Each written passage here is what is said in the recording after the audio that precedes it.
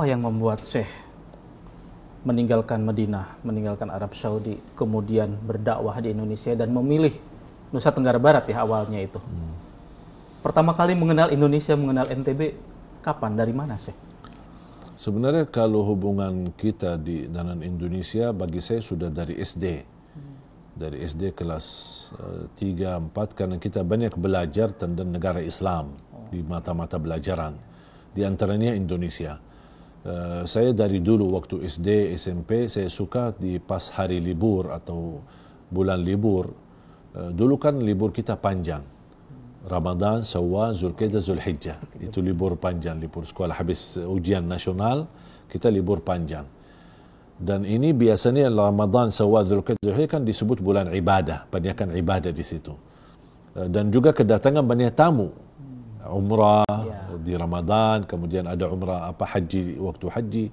Makanya kami di pas saat libur selalu bersama anak-anak sekolah, teman-teman sekolah suka membawa berdagangan, air minum, teh susu, buah-buahan kecil-kecilan lah gitu. Sebagai anak-anak kita bawa naik sepeda di kawasan Masjid Nabawi di sana, dan sering kita bertemu dengan berbagai macam penjuru dunia ya, ada yang Afrika dan lain. Tapi lebih banyak karena jamaah Indonesia kan yang terbanyak. Terbanyak jamaah haji, terbanyak jamaah umrah. Makanya sering bertemu dan setelah waktu itu masih hafal bagus ini. Jadi saya menurut, bagus. Jadi itu yang saya sudah belajar bahasa Indonesia dari ya, tapi saya yang terkesan di hati saya di waktu itu adalah kesopanan dari orang Indonesia sendiri itu. Tambah saya melihat apa itu Indonesia, tidak terlalu fikir ke sana, tapi cara mereka kemudian bergaul di tengah suci, tidak pernah ribut, tidak pernah bikin kesusahan, tidak pernah membahayakan masalah keamanan dan ketertiban. Jamaah haji, jamaah umrah Indonesia sangat teratur, sangat tertib, sangat disiplin, luar biasa di tanah suci. Walaupun mohon maaf di negeri ini sendiri kadang-kadang susah diatur ya. Tapi kalau di tanah suci luar biasa. Disitulah mulai agak sedikit mengenal sosok orang Indonesia seperti apa. Apalagi kita dulu kan belajar sosok ulama Indonesia yang berada di tanah suci. Banyak cukup Al-Bantani, Al-Falimbani, Al-Banjari dan lain sebagainya. Ulama-ulama yang memiliki pengaruh.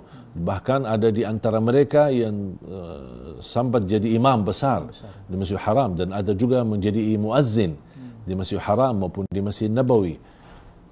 Berarti sebenarnya Indonesia memiliki sejarah.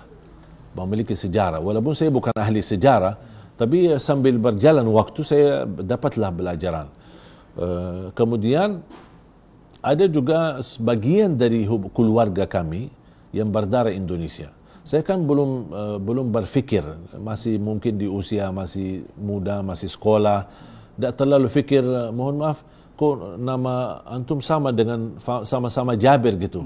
Tapi kok wajahnya beda gitu. Tidak fikir ke situ. Ya. Tapi ternyata mereka orang Indonesia, tapi sama satu keluarga. Walaupun jarak jauh, tidak terlalu dekat. Ini salah satu wasilah yang menjadi sebabnya saya bisa hadir di Indonesia.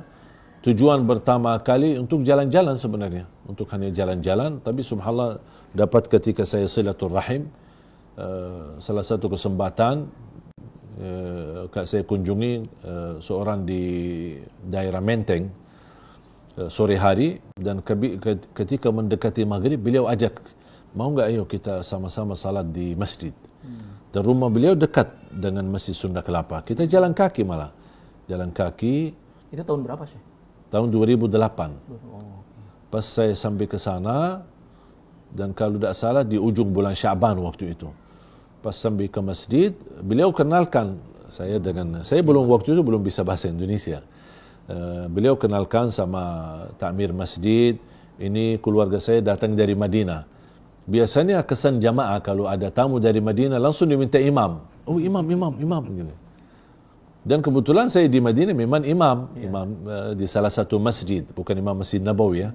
Di salah satu masjid, apalagi saya dari usia 11 tahun menjadi penghafal Al-Quran. Jadi masalah jadi imam sudah biasa, sudah kebiasaan. Begitu saya sampai di Masjid Sunda Kelapa, dapat jadi imam salat maghrib, kemudian jadi imam salat isya.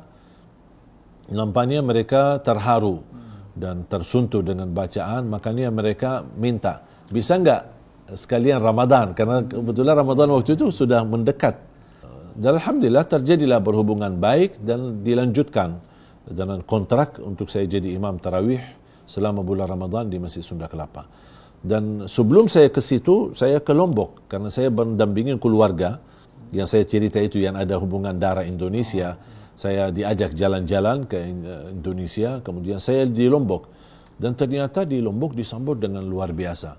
Karena ceritanya yang beredar, imam dari Madinah.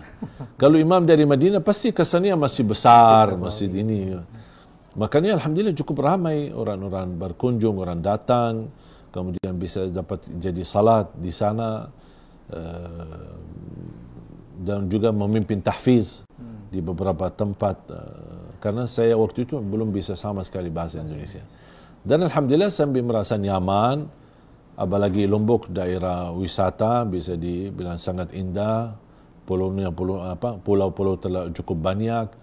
Di samping saya jalan-jalan bisa juga menikmati suasana, sekalian juga bisa mendapatkan pelajaran Al-Quran. Bahkan saya waktu itu sempat juga ikut main bola. Jadi pemain bola. Ya, sampai di Lombok saya dikenal, diberikan nama panggilan Ali Zidane. Ali Zidane, Ya, Ali Zidane. pemain Prancis.